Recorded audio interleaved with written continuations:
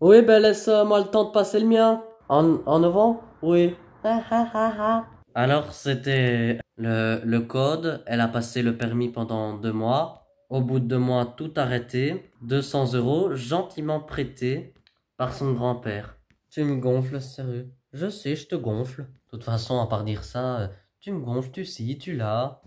Mets la tête dans tes papiers, Lâche-moi la grappe et mets la tête dans tes papiers. Je suis gentil, je suis poli, et je te le mets dedans. Moi, je te dis gentiment, tu me lâches la grappe et tu mets la tête dans tes papiers. Tu calmes un peu la dose. Je suis pas ton chien, t'as pas à me siffler. Le lendemain, 8 heures. Christelle se rend dans une petite pension pour chevaux qui est voisine de leur maison, pour nourrir le cheval que Laurence a offert à sa fille. On se réveille, on va aller nourrir le cheval, il est 8h30, hein, Christelle. On doit partir pour 8h30, Christelle. Sors! T'as 10 minutes pour te préparer. C'est moi qui décide avec les chevaux, d'accord? Pas du tout. C'est moi qui décide avec les chevaux, c'est moi! Têtue comme une mule, Christelle a tout fait pour acheter cet animal. Alors qu'elle devait s'en occuper seule, elle n'hésite pas à réquisitionner sa mère, pour les tâches ingrates de préférence. Pour l'heure, Christelle va confier à sa mère la mission la plus difficile de la journée, porter des bidons d'eau. Il y a une brouette à la place de te casser le dos. Va chercher la brouette, mais va d'abord le foin. Va chercher la brouette. Tu poses le bidon et tu vas chercher la brouette. Face à cette fille tyrannique, Laurence n'a d'autre choix que d'exécuter les ordres de sa fille. C'est mon boulot, c'est pas le tien. Toi, ton boulot, c'est gratte-papier. Donc au pire, t'as qu'à y retourner. Mon boulot, c'est de te faire manger. Oui, mais à un moment, c'est moi qui dois subir ton caractère. Donc là, t'es un peu dans mon métier, donc c'est un peu moi à m'écouter, d'accord? Je viens t'aider. Non, là, tu viens me casser les pieds, nuance. Avant de sortir les chevaux, le tas de foin. Tu veux bien arrêter d'être gaga avec les chevaux? Et là, la porte, elle est pas fermée. Et si elle part, qu'il faut le rechercher, on fait comment? Règle de sécurité. T'as fini? Après 2 heures de corvée, surtout pour sa mère. Mais comment mère et fils sont-elles arrivées là? Pour le savoir, il faut se replonger dans l'enfance de Christelle. Alors qu'elle vit un amour passionnel, Laurence tombe enceinte et 9 mois plus tard, Christelle vient au monde. Le couple se sépare car elle s'est fait rejeter par sa belle famille, qui voit de très mauvais œil l'arrivée de cet enfant. Pire, le père décide de ne pas reconnaître sa propre fille. En effet, je pense qu'il y a quelque chose qu'elle n'a pas digéré. Alors le pourquoi, le comment, je ne sais rien. Je me sens sur le fait qu'il n'y a pas de papa. Cette fois-ci, elle continuera son enfance avec sa mère et le manque d'un père se fait sentir.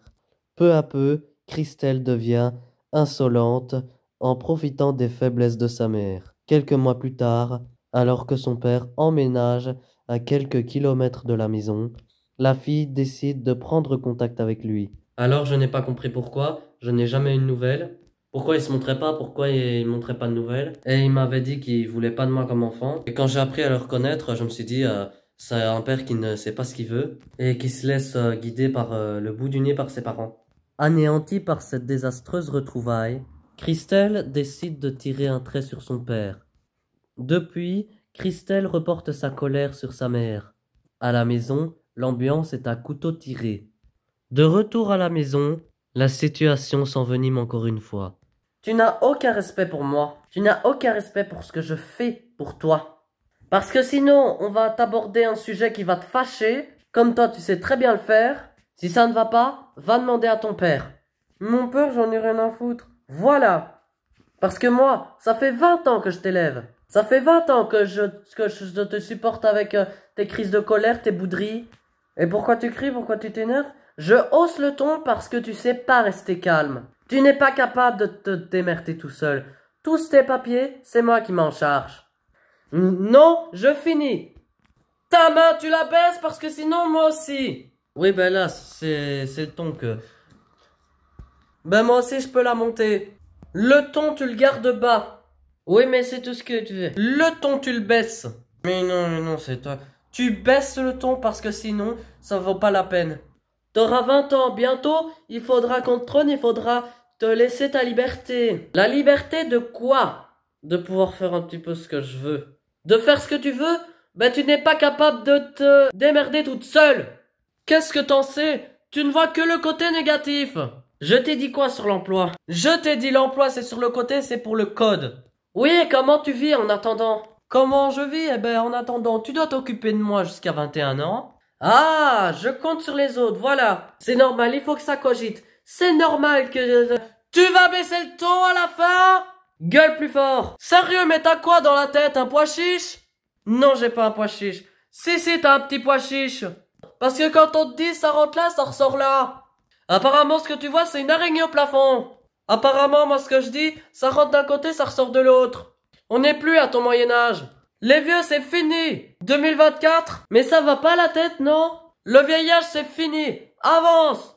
Toi, avance. Moi, j'avance. Toi, tu régresses. Arrête d'être dans ta bulle de gamine. Là, t'es une gamine. Moi, je vais bientôt avoir 20 ans. Toi, t'as de la merde dans les yeux. Et je te dis clairement, de la merde. Ah. Tu viens tenir Charo, s'il te plaît? Non, tu te démerdes, t'as demain. Oh mon Dieu.